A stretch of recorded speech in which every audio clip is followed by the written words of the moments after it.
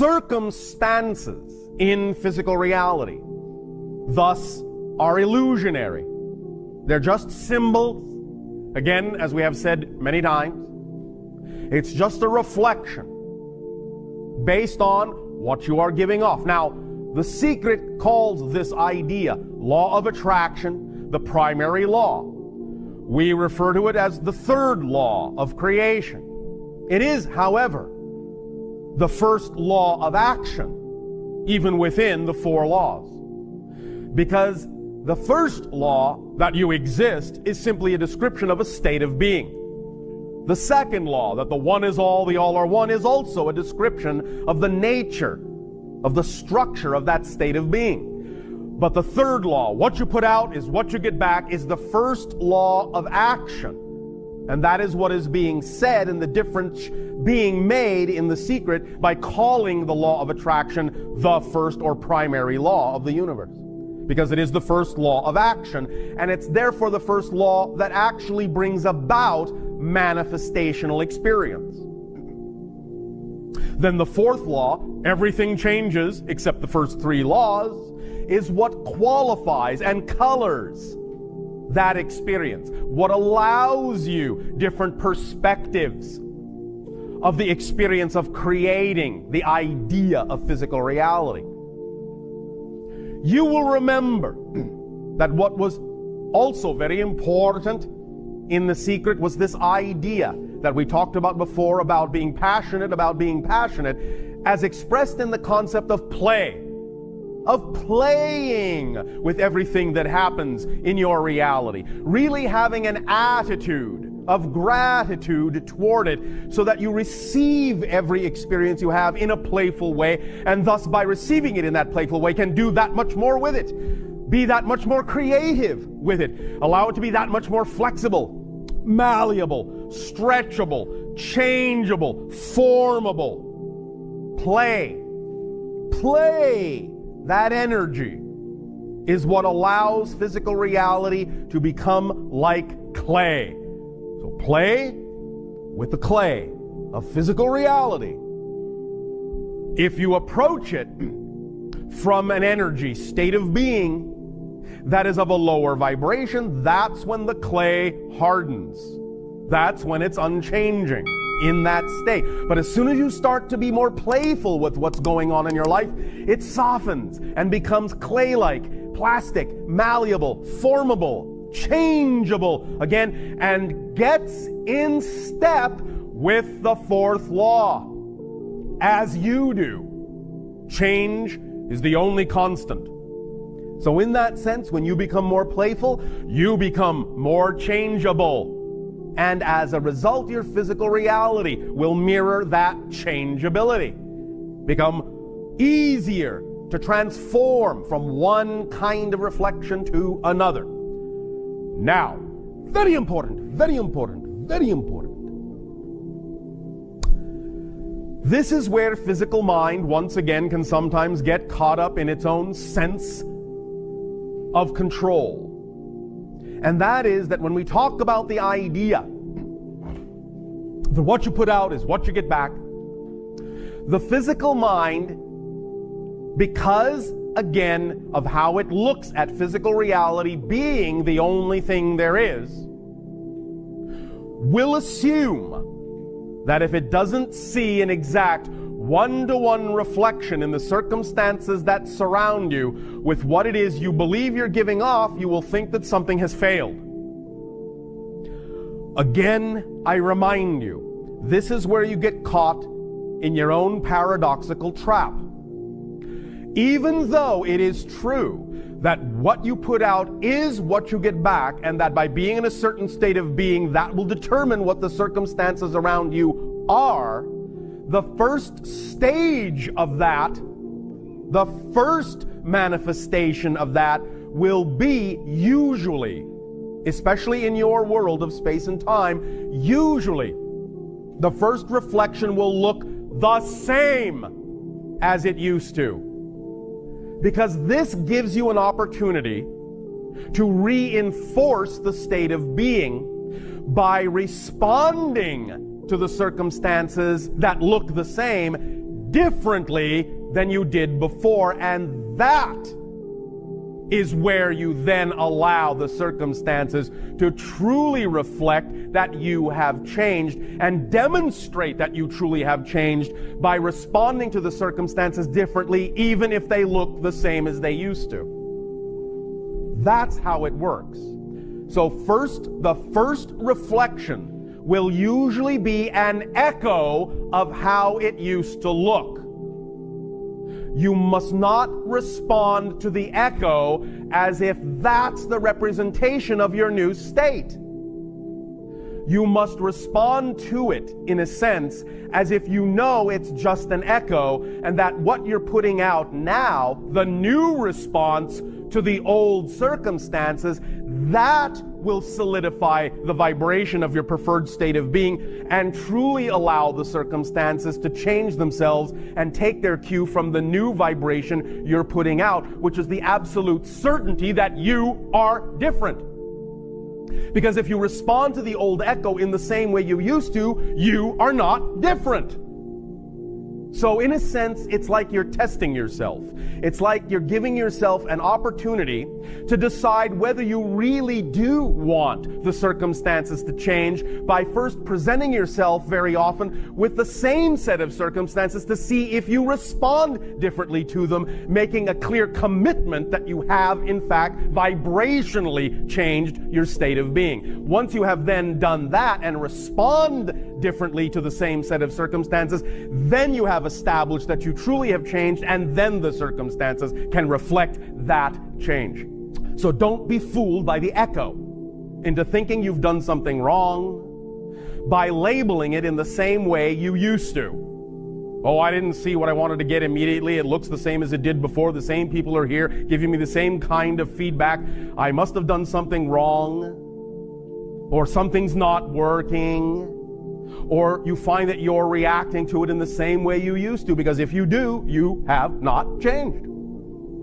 So that's the self-reinforcing mechanism that gives you the opportunity to decide whether you really want to change that circumstance or not. Because again, remember, all belief systems by definition are self-reinforcing. They have to be. If belief systems were not self-reinforcing and making themselves seem like the only thing there is to believe in, you wouldn't be able to have an actual, distinct, discrete belief system experience. If beliefs did not come with a self-reinforcing mechanism, you wouldn't be able to have a discrete physical experience. And because they come with a self-reinforcing mechanism, when you change your vibrational state, one of the last things to fade will be the self-reinforcing mechanism. It will present the same scenario to you once again, but it will be presented not as a concrete reality, but only as an illusion, only as an echo of what was, to give you a chance to really decide that you will break through that self-reinforcing mechanism by defining and labeling it differently than you used to, proving that you have changed, thus allowing the reflection to then truly come. That's how that works. Use that mechanism to your advantage by understanding very clearly. And if you wish to use this almost as a mantra, you certainly may. Again, as we discussed last night, all of these things are nothing more than permission slips that, if you decide they work for you, if you decide they resonate according to your frequency, will simply allow you to permit yourself to change in the way you prefer to. The mantra doesn't do it for you. It simply is a reflection of the belief system within you that says this is what you will allow to give you permission, to give yourself permission to change in the way you wish to. So use this as a mantra if you wish, if it works for you, knowing that you're doing it if you need it at all. And that is, again, the idea, not even so much the statement that circumstances do not determine state of being. State of being determines circumstances. Now you can use that. However, we would also suggest something even simpler and something even stronger. And that is simply, and the mantra is this: circumstances don't matter. Only state of being matters. And again, listen to the way that this synchronistically translates in your English language. Circumstances don't matter. They do not create materialization. Only state of being matters.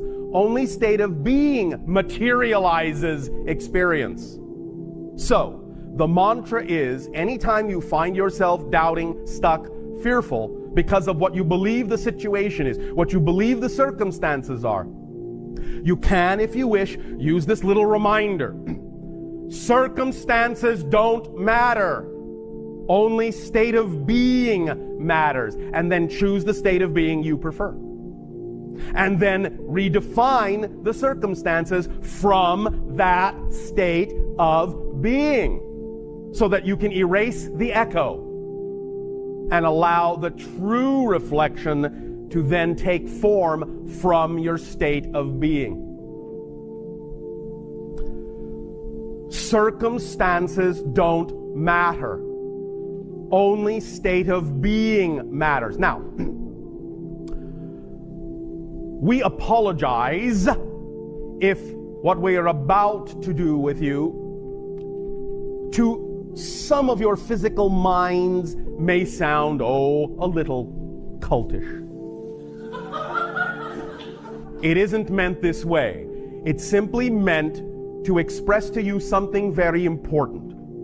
It's one thing very often to your physical minds when you hear someone else's voice say something. It's another when your own voice says it. So, repeat out loud after me. Circumstances don't matter. Circumstances don't matter. Only my state of being matters. Only my state of being matters. Now, do it with excitement in a calm way. Because what this begets is simple certainty. Repeat. Circumstances don't matter. Only my state of being matters. One more time. Circumstances don't matter. Only my state of being matters. One more time. Circumstances don't matter. Only my state of being matters. Understand. When you say this to yourself in your own vibrational voice, you will start to listen. Because what you're doing by making this statement is what we talked about earlier. You are voicing a message from the higher self in language the physical mind understands. This mantra and all mantras of this nature are exactly that kind of tool. It is a way of translating for the physical mind in terms it can understand a communication from the higher self. That's why they're powerful, if you agree that it's a permission slip that works for you. So, anytime you find yourself in doubt, in fear, confused about the circumstances going on, stop. Say to yourself, out loud, no matter how many people might think you're crazy. Yes, of course, yes, of course, yes, of course, you can say it inside your head if you wish to. But if you're really being bold, and if it's really important to you to have the reality you prefer, then make a commitment and say it out loud. You don't have to shout, you don't have to scream. But stop and say, circumstances don't matter. Only my state of being matters. What state of being do I prefer? Then choose. And as you choose, behave that way toward the circumstances. You will be amazed at how quickly it will evaporate. you will take people off guard. At the very least, they might say, "Oh, she's crazy," and move away. And then you won't have to deal with them anymore. So one way or another, it will create the bubble reality of your preferred vibration, and will act as an organizing principle and driving engine to move out of that bubble any vibration that is incompatible. It is one of the strongest, most centering statements you can make for yourself. Circumstances don't matter. Only my state of being matters